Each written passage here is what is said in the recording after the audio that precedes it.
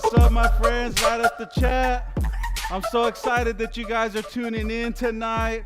Happy to have you. Week 8, 3/4 of the way through this course. Don't forget, like the channel, subscribe, share it. We appreciate all the love that you guys have been showing us, tagging us in social media, and just all the private messages that we've been receiving as well as to how this course is impacting everyone's life.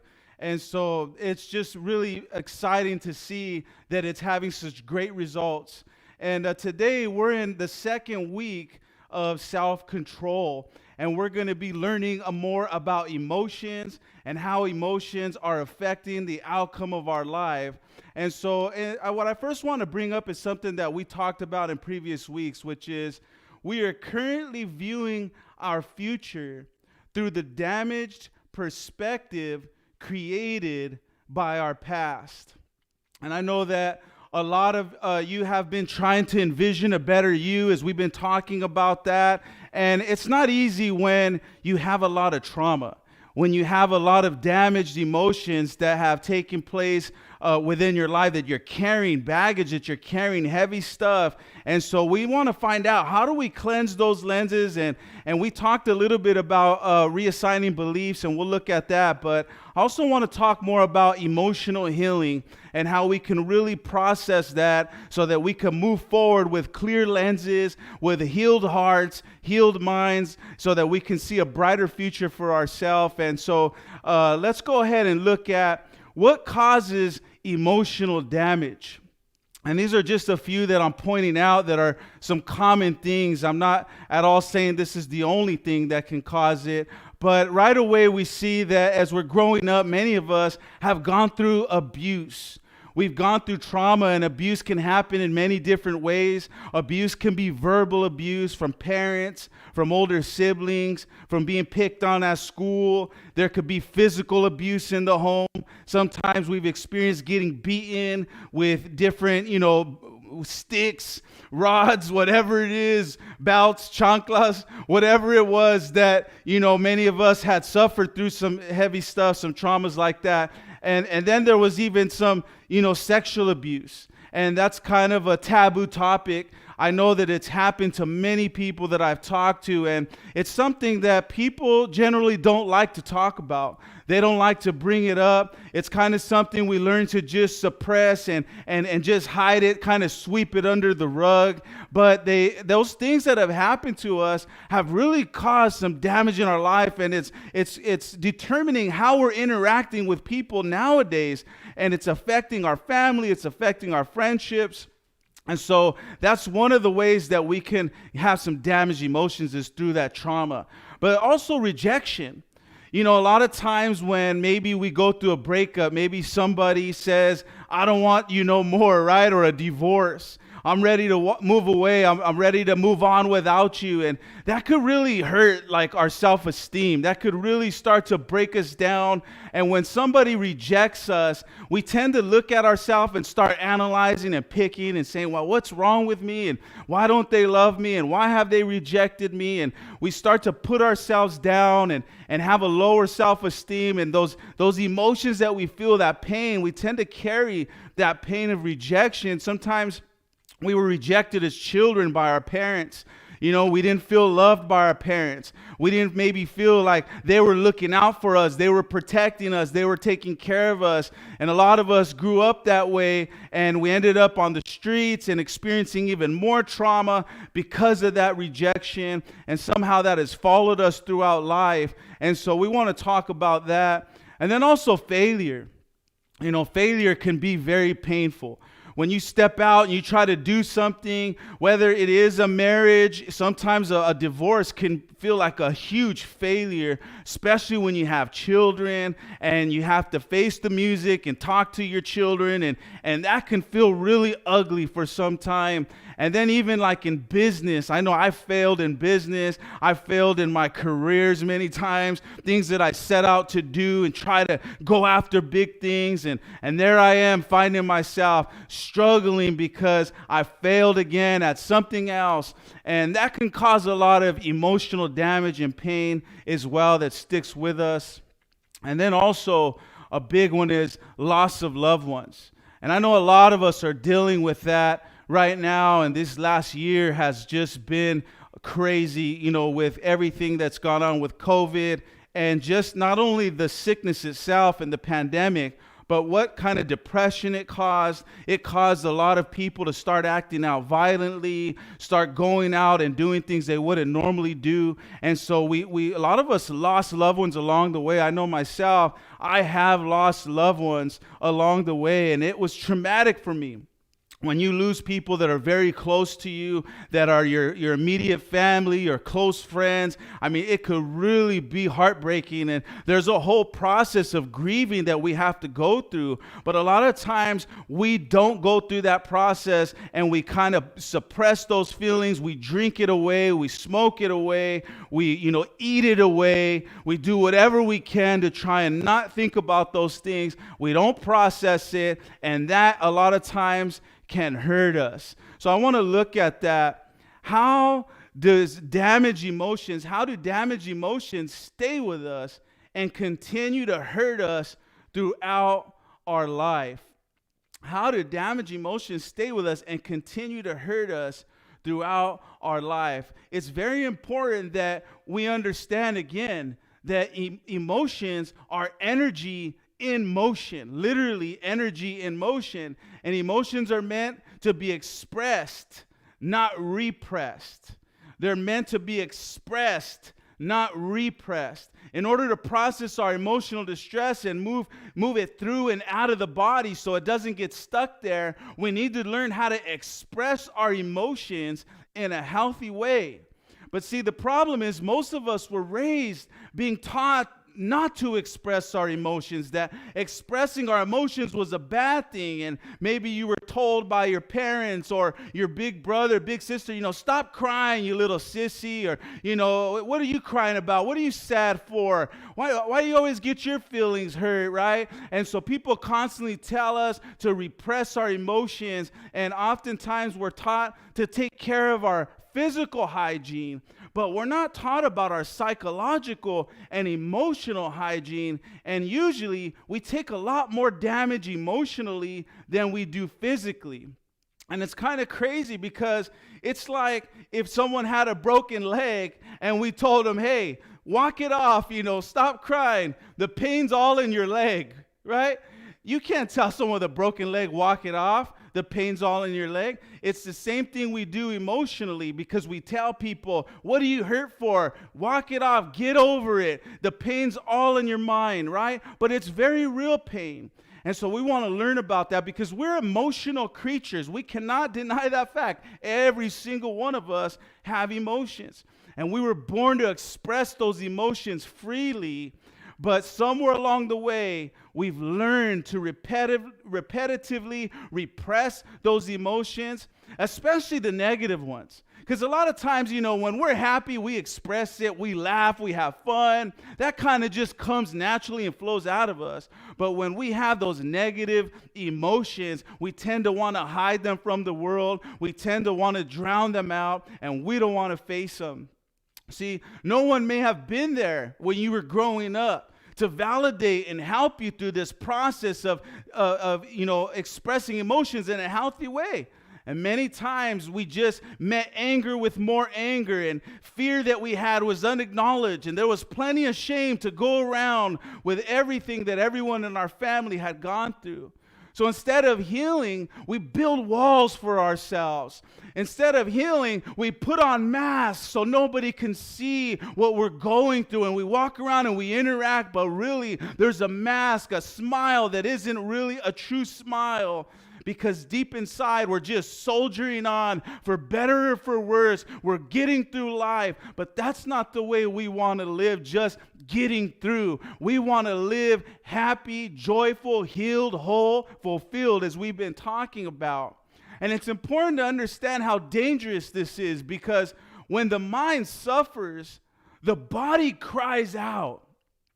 You see, when we suppress and repress our emotions on a regular basis, our nervous system goes into a sustained fight or flight mode where we feel we're always in danger. We're always in emergency mode. And that's where we get that PTSD. We're constantly on that high beta frequency where we're in high alert. And that is very dangerous because this unprocessed emotional energy is stored in our organs. It's stored in our muscles. It's stored in our tissues. And this leads to inflammation and chronic health problems, and chronic health problems. And it determines our overall well-being. So when we don't express those emotions, they get trapped inside of our bodies, our organs, and they start to cause sickness. These stress levels start to cause illness in the body.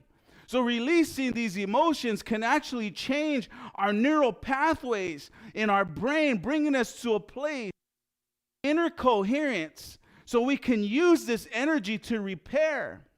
I talked to you last week about inner coherence a little bit, and what that's about is being able to get your thoughts, your mind, and your heart to be in sync, to be in rhythm, because when we're in high stress, it causes our body to start to act out, and it causes a chaos inside of the body, and it knocks us out of rhythm. And so that's when our energy is used for that high alert, fight or flight.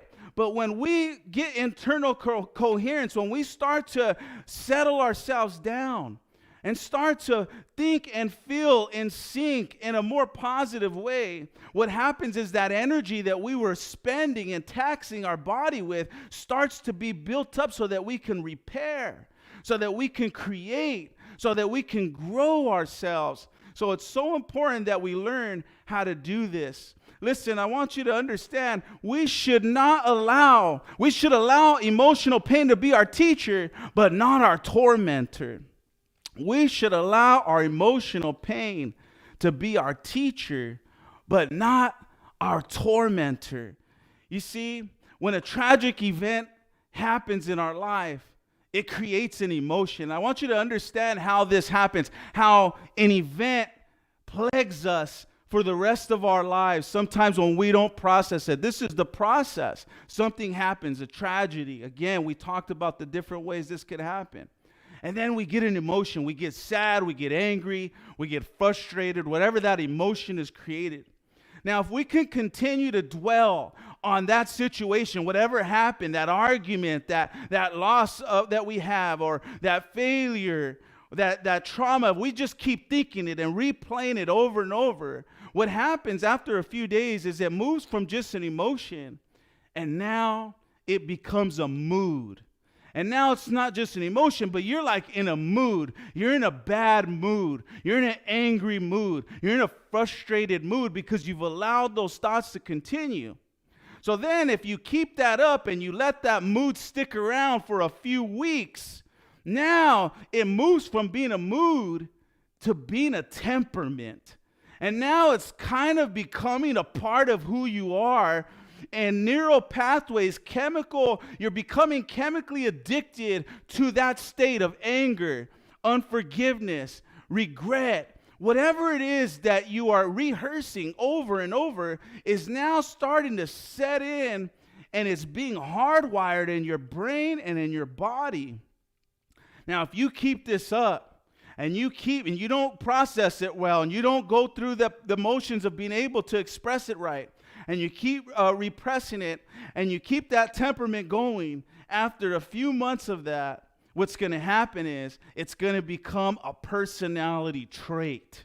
It's going to become characteristic, a part of your makeup, a part of who you are. Now you have an attachment to this anger, to this unforgiveness, to this, low self-esteem, this depression, whatever it is that you have replayed over and over. It has now become a part of who you are. And I have seen this happen, and I'm sure some of you have, and maybe you've experienced it.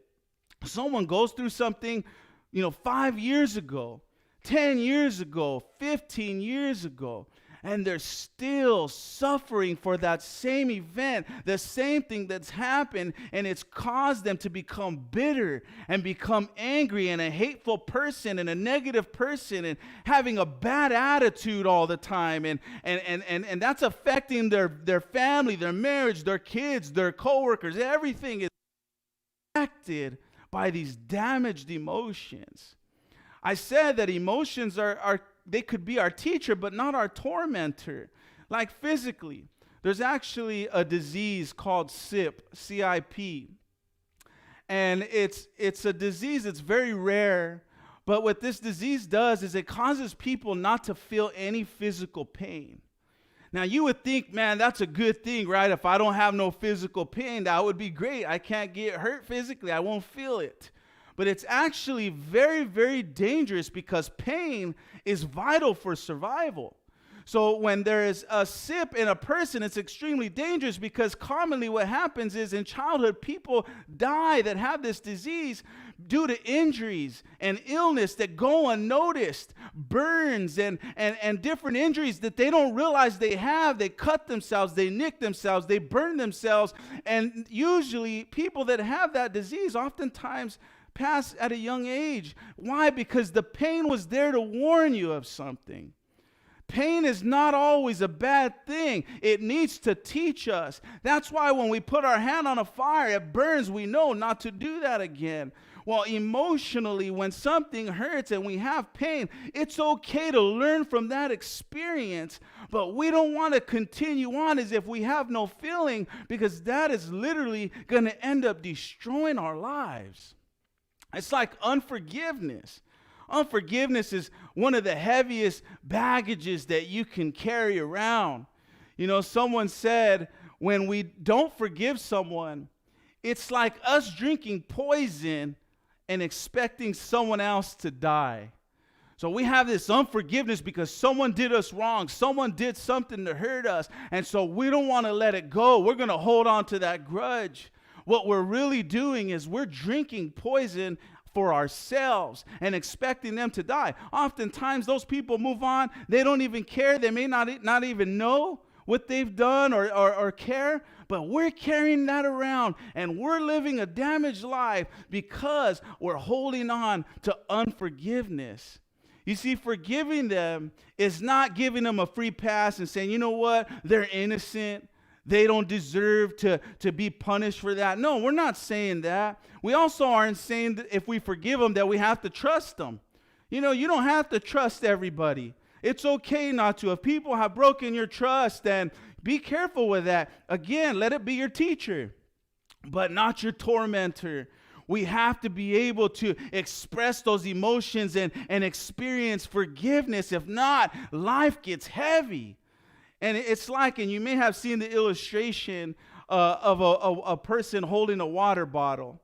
And if you hold a water bottle for, 5 minutes, it's fine. It ain't going to be painful. It's not going to hurt. If you hold that water bottle for 10 minutes, it's still not going to hurt. An hour? No, not too bad. But if you keep holding that water bottle up, say for a day, 2 days, you try to hold on, what happens is that little water bottle starts to get real heavy. And it's not that it got heavier, it's that you carried it longer and now you can't sustain that. You're running out of strength to hold it. And that's what's happening to us. We're carrying around all of this baggage and it's getting so heavy for us to carry. Life starts hurting and we're acting out in anger. Why? Because we need to be healed on the inside. See, the other good reason to forgive is because when we forgive others, it makes it easier for us to forgive ourselves. It's so important that we forgive ourselves for not knowing what we didn't know before we experience stuff. There's a lot of times that we carry unforgiveness for ourselves. We find ourselves living with so much regret. And we hold on to that, and that baggage is going around guilt. other people's mistakes that they made, and we have it. Negativity, we're carrying it. All of our past, it's all building up on us. And now it's like everything we do is difficult. Everything we do is frustrating. Everything we do, life is hard. Why? We don't need to carry all that baggage. So how do we heal? How do we heal from damaged emotions? Again, we talked about previously about changing our perspective by reevaluating circumstances that hurt us, recalculating, and reassigning. And I want to point that out again because it's so important. And today we're going to look more at meditation as we get ready to close a little bit later. We're going to talk about meditation. But in that process, this is what you would be doing. You would reevaluate, go back, look at it. It's got to surface. A lot of times we don't want to think about that circumstance, but it's got to come up so it can come out. And when that happens, when we revisit it, we need to release it by not only changing the narrative, but expressing whatever emotions are there. Again, not repressing, but expressing. This way we could move that out of us and be healed, and our body can once again have inner coherence and peace and a good rhythm inside. And so it's important that we do this. And how can we do this? One, therapy. I want to make it clear, I'm a big believer in therapy. It's so important that we find people that we can talk to. And a lot of times, these professional therapists, they know how to dig stuff up and get it out of us so that we can heal. And so that's one way that we can deal with it. Another one is talking to people that you love and that you trust. Sometimes you just got to confess it. You just got to get it out in the open. You just got to say it out loud so, again, it could process. And maybe you need to cry. Maybe you need to shed a tear. Like I said, a lot of times we weren't allowed to cry. But, again, tears are for a purpose so that we can heal emotionally. Sometimes we may need to cry. Maybe not all the time. But if you need to, don't be afraid to do that. Now, I know you're not going to go cry in front of everybody, and that's why one of my favorite ways to process is in prayer and meditation. Prayer and meditation, I go all by myself, and I start going inside, and I start looking at the things that damage me, and then there I go. Sometimes I'll just start crying and heal and let go of old things and old damage that has happened in my life. So it's important that we do this, and the way we got to do this is we got to start thinking out of the box. Thinking out of the box. What kind of box am I talking about? I'm talking about the box of your neural. I told you before that these brain cells have memorized certain memories, right? And that is the box. That's literally the box that we're in, is those neural pathways, that chemical addiction to sadness, depression, fear, regret. All of those are states of mind that create a state of being that we become addicted to. So thinking out of that box is thinking differently than that old way. You see, we're used to focusing on the exterior, the particle world, and we base how we feel each day on what's happening on the outside. We look at our body and, I'm too fat, I'm too skinny. I wish this, I wish that about myself. I want to change this, and I don't look as good as them. And we always analyzing and picking, again, looking at the exterior. We're looking at our environment. Man, I wish I had a better house. I wish I had a better car, and I'm frustrated because I don't have more. I don't have what they have. And we focus on these things. We focus on other people.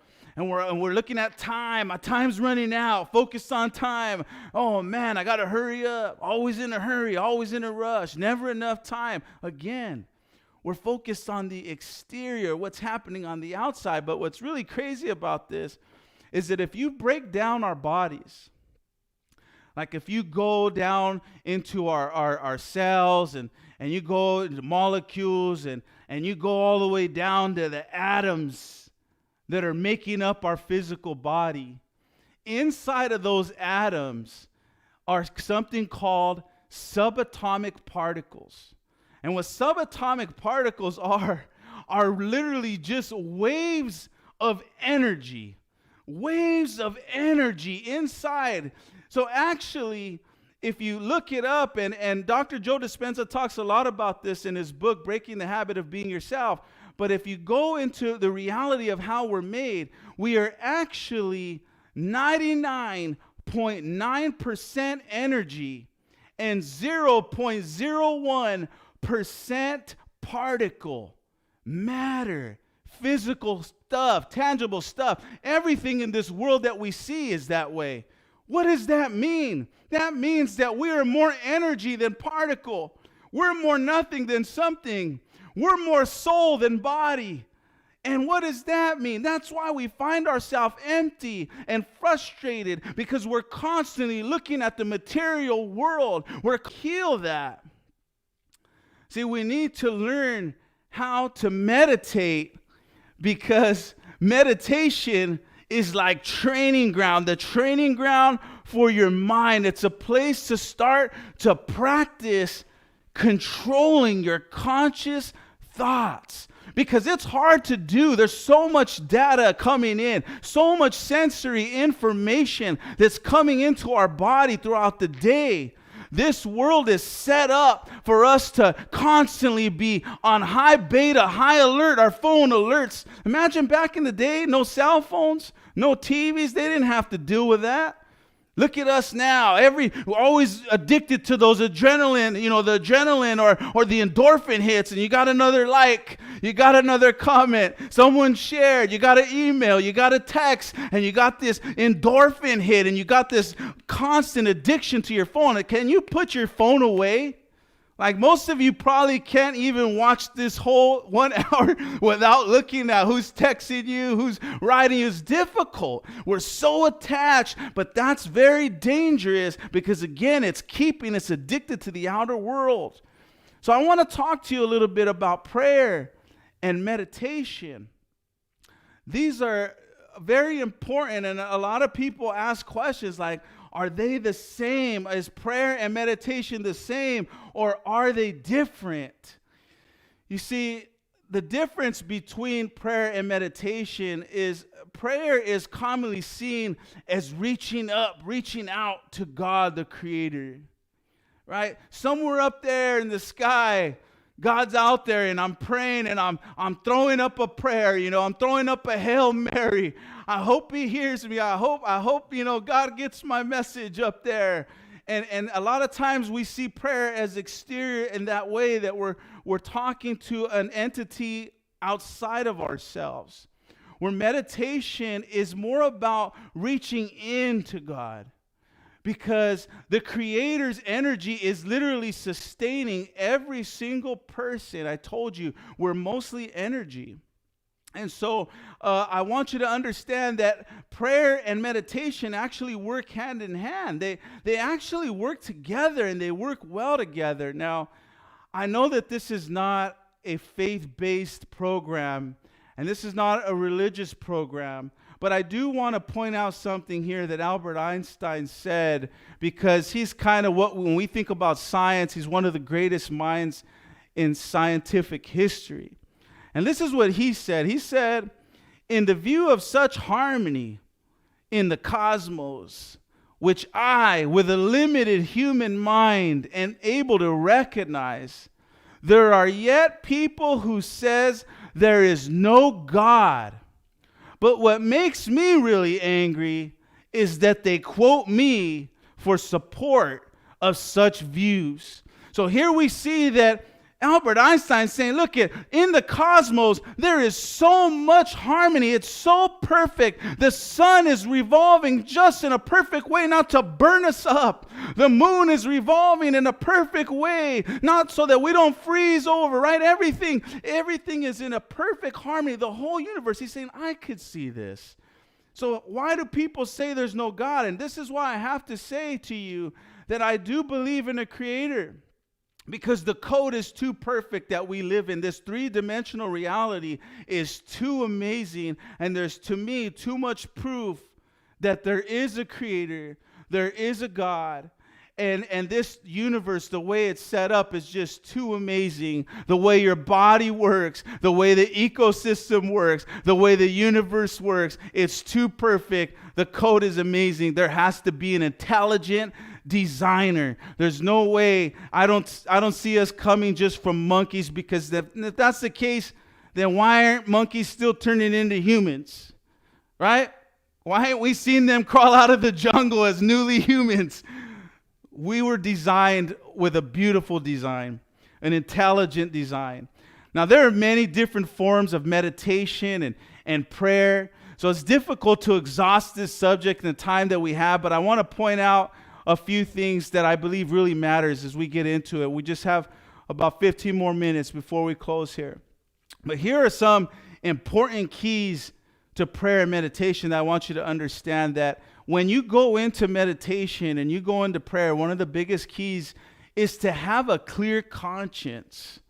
To have a clear conscience. And I want to actually point out something the Apostle Paul said to support my idea of this. He said, I am convinced, being fully persuaded in the Lord Jesus, that nothing is unclean in itself. But if anyone regards something as unclean, then for that person it is unclean. Blessed is the one who does not condemn himself by what he approves. But whoever doubts is condemned if they eat. Talking about eating the meat that there was in discussion if it was wrong or right in those days to eat pork. He says, because their eating is not from faith, and everything that does not come from faith is sin. In other words, it's wrong. It's a violation of what's right. And why is that? Because you have to be able to have a clear conscience as you go out and you start to meditate and go inside and you start to pray and talk to your Creator. You can't do that feeling like you're condemned, feeling like you have no right. That is not true. I want you to understand that you have every right to be here, every right to feel forgiven, every right to speak life and to call upon your Creator. So, we need to have a clear conscience. The other thing that's important when we go into prayer and meditation is we got to have a belief in unconditional love. Listen, our Creator is so amazing. The designer of this code, the energy that's sustaining your heart beating, your breath, your lungs, continuing to push breath in and out. All that it takes for you to just be alive, to look and hear me right now is amazing. Listen, you are greatly loved. I want you to know right now that you are loved unconditionally, just the way you are. And when you go into your time of meditation and you go into your time of prayer, I want you to believe that you're loved, that you are at peace, and that your Creator loves you and wants to give you all the blessings that you want to have. And if you start to change your mindset and live from a place of being loved and being forgiven already, it's going to change your life. It's going to change how you pray. It's going to change how you meditate. And the other thing that's important is having faith. Having faith. You got to believe. Listen, when you're doing this and you're having this time, you got to have faith in what you're focusing on. You got to have faith, and that goes to that last one, speaking life. Speaking life, when you're talking and you're praying and you're meditating, you start affirmations and you start telling yourself these positive affirmations. I am loved. I am somebody great. I can do this. Today's my day. And you start affirming yourself. When you do that in faith and you actually believe in what you're saying, something activates in the universe. Something happens and the universe starts to yield to your faith. It was Jesus who said, all things are possible if you can just believe.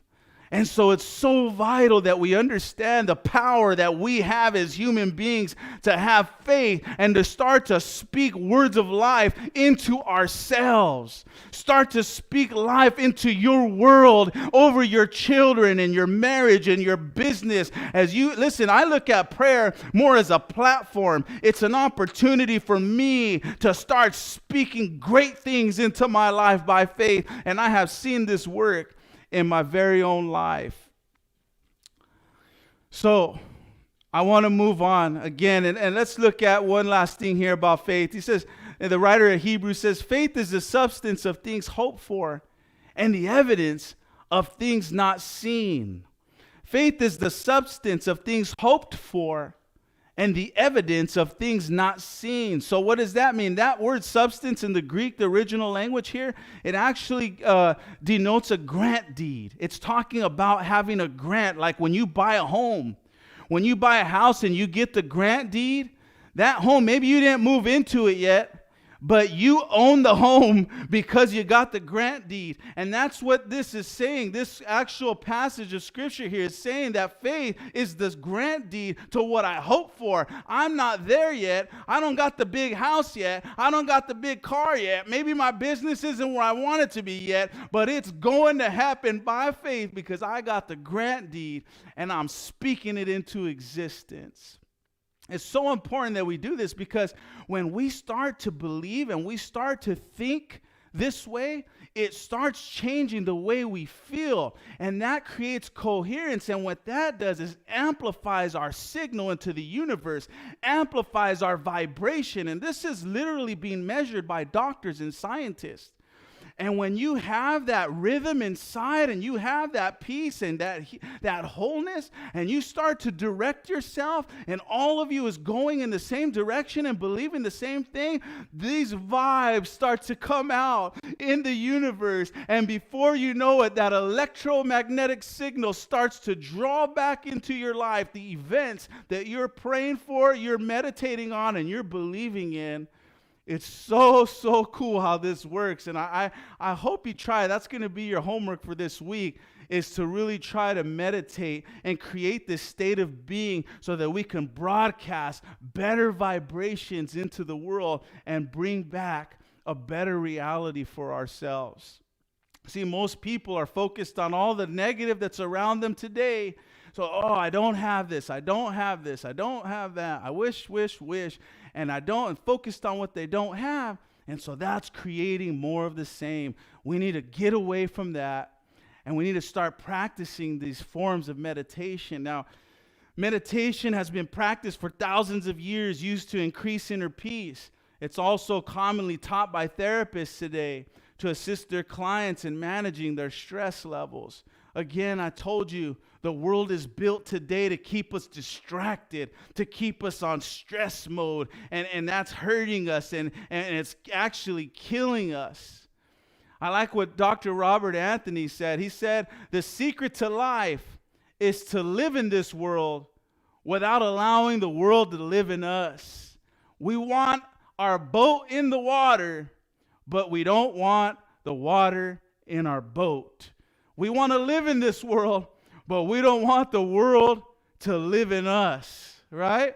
Again, what did Paul say? The Apostle Paul, he said, do not conform to the pattern of this world, but be transformed by the renewing of your mind. Now, as we get ready to close here in a few minutes, what I want to do is point out some tips and benefits of meditation. So here's what you can expect if you learn how to practice this art of meditation. It reduces stress by bringing you into alpha brainwave state so your mind can actually rest and be more creative. Again, when your mind is in high beta, stress levels and stress hormones are constantly being released. But when you close your eyes, when you go into meditation, you know what's crazy is that 80% of our sensory data that's coming in is from our eyes. So when we just close our eyes, we just shut out 80% of possible data that can distract us. This is why it's powerful, because then that takes us into an alpha brainwave state, which allows us to be more creative, and it helps our body start to replenish itself, its strength, and starts to heal and repair so that we can last longer. It trains us to control our mind through the exercise of redirecting our thoughts as we learn to be the watcher and not the thinker. As we go into meditation and our thoughts start running away in the beginning, it's going to be hard. You're going to try and meditate and your mind's going to go here and go there, and that's okay. I want you to be okay with that. I want you to understand that you're not there to judge your thoughts in meditation. You're there to just see them and then gently bring your thoughts back to your meditation. And as you start to practice harnessing in those thoughts, harnessing in that mind, you're going to get good at it, and it's going to overflow into actual life, where in real time you're going to start to be able to control your mind because you're exercising that ability in meditation. A third thing is it's a way to self-evaluate and make fundamental discoveries in the laboratory of our own mind. We need to go inside. Like we say, we're always looking out, always looking out. Meditation is going to help us lock into the laboratory of our own mind and start to discover ourselves. And we're not going to just see the bad. We're going to start seeing the good. We're going to get creative. We're going to start thinking of new businesses, new ideas. You're going to write new songs. You're going to want to write books. You're going to want to do some crazy cool things, because as you start doing this stuff, you're going to find this newfound energy to build, because you're stopping the tearing down of the stress that's controlling our lives. And then the last thing here is that it programs our subconscious by autosuggestion and visualization and affirmation. So when we meditate, it starts to program our subconscious by us speaking autosuggestion, what we want, who we are, affirming ourselves, visualizing. When we visualize our kids graduating, visualize, having a happy marriage. We visualize being successful in business, and all great sports champions, they do this. They visualize before they go game time. They visualize fighters. They visualize business experts. They visualize themselves doing it before they do it. And this is a huge key for us. So let's go on, because I don't have much time. I'm going to close up here, but let's look at some meditation tips really quickly. What should you do when it's time to meditate? Find a quiet place. Meditation is about blocking out the exterior world in order to look within. So find a place with the least amount of distraction. So when you want to do this meditation, try to find somewhere where you're not going to constantly be pulled and distracted. Put a timer on your phone if you have to, right? That's the next one. Set a timer, preferably 10 minutes. This is your challenge this week. At least 5 days this week, all right? Starting tomorrow, for the rest of the week, what I want you to do is take at least 10 minutes to practice meditation. If you have to put a timer because you're worried about it, do it. But then put your phone away. Don't worry about it. Focus on what you're doing inside. Focus on your meditation. Okay? Get into a comfortable position. People always ask, do I have to sit, lay down, rock back and forth? That doesn't matter. You can kneel, you can lay down, you can sit down, Indian style, however you feel comfortable, wherever you're relaxed. Just find a place that you're relaxed, it's quiet. Then you close your eyes and you just stare at the back of your eyelids. Remember, the point is to eliminate outside distractions so that you can start to look inward. The next thing you want to do is start taking deep breaths. In through the nose, out through the mouth. Start taking these deep breaths, bringing your attention to the physical sensation of breathing. Focus on the air moving through your nose and out of your mouth. When you breathe in, don't be so worried about the time, 1, 2, 3, 4. That's fine if you want to count, but someone taught me something that I really liked. They said, breathe in as if you're breathing from the bottom of your back. And let it out all the way down as if you're letting out all the air in your body. And you just do that for a few minutes. What that's going to do is, again, lower your brain wave state so you can go into that alpha state. That's what that's helping you do, starting to center yourself. Okay, and then notice when your mind wanders off again, you may notice your attention goes here, leaves your breath. It's okay. Just bring it back and do that again. Now practice refocusing. When you get started, you may notice your mind wandering, but that's okay. After that, be the watcher, be the watcher, not the thinker. The thinker's going to think. You just watch. Be the conscious mind, watching the thoughts and then directing them. And then the final step at the end, just again, take a deep breath and be thankful. What are you grateful for? Okay, so this is a quick steps to guided meditation. We're closing here. This is how I meditate. I want to pass this on to you before I close. Induction. Again, closing your eyes, taking deep breaths. This is just the entering into that mode of meditation for at least 5 minutes. Deep breath, close your eyelids, focus on your energy in your body. After that, thankfulness. I always focus on what I'm thankful for. Think about right now, what are you grateful for? You can just do this in a moment. What are you grateful for? Thank you, thank you, thank you for what? You got to be able to find stuff to be grateful for. When I go into meditation, I always start with that. Once I'm in that state of alpha, I start being thankful. And then you go into a time of reflection, focusing on our ego, again, our self-image, our self, our character. Who were we today? Who were we yesterday? What are some things in my life that I want to improve on? What do I want to get better at today? And we start to have self-reflection. And then we go into confess and release, admitting and acknowledging what we want to change about ourselves. I'm tired of doing this. I don't want to do that no more. I'm releasing it. I ask for forgiveness.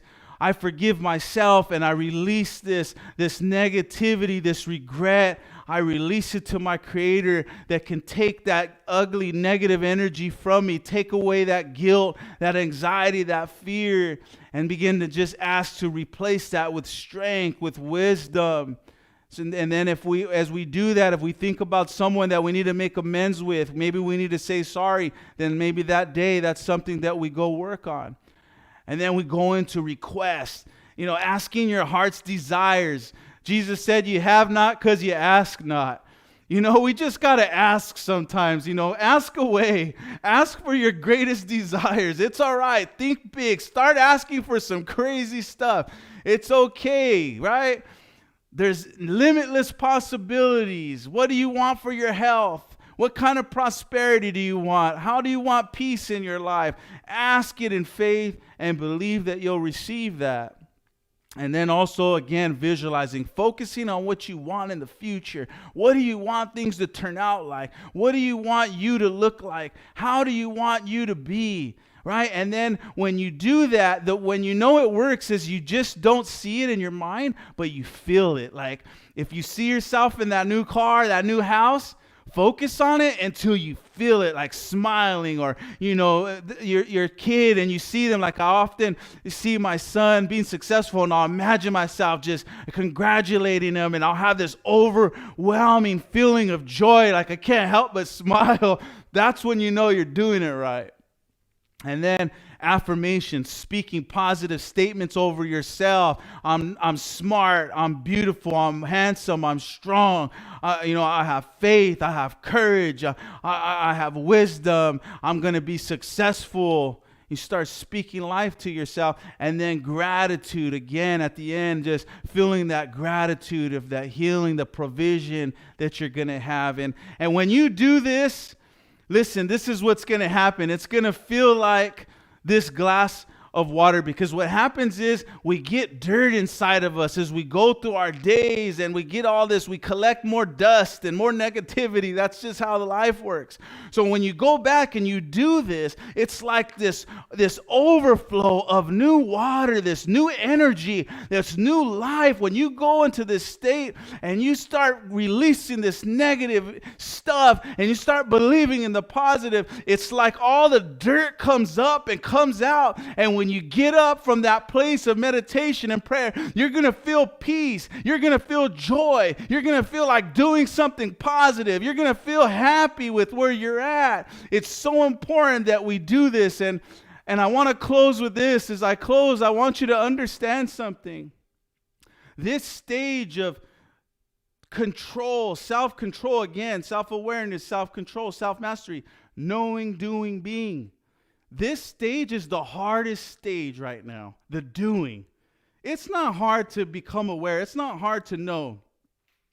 And it's also not hard to be. Once you do and do and do, and it's second nature. It ain't hard to be. You already are that thing that you've done to yourself. But it's the doing, and I want you to understand this, because I know right now it's difficult as you set yourself out and you try to change things about yourself. You're going to maybe make a mistake here or there. It's because it's new. It's okay.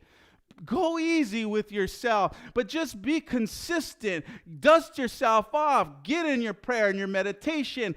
Do it again and again. And as you do it over and over, it's going to get easier and easier. But just get started. Get to work on yourself. And it's going to get exciting when you see the success, when the things you envisioned and you spoke and you worked on start becoming a reality. Oh, there's so much joy, so much excitement in that. We need to stop putting our happiness on hold, waiting for this or that. Stop saying to ourselves, I'll be happy when this happens. I'll be happy when that happens. We got to learn to enjoy the process. We got to learn to enjoy today. Listen, if we don't learn to be happy in the now, then happiness will always be just out of our reach. And that's what I want to leave you with tonight, my friends. I'm so happy you tuned in. I hope you got something out of this. I hope that you're going to do the homework, do the work, do the meditation, receive that healing, go to therapy, talk to someone that loves you, go into the prayer room, do what you got to do to heal so that that emotional baggage could be released and you can feel free and you can feel whole and you can feel happy. That's what we want. I hope you tune in again next week. We're going to have our panel once again, and we're going to be talking about all this stuff more in depth. I love you guys. Thank you for coming to Reboot tonight.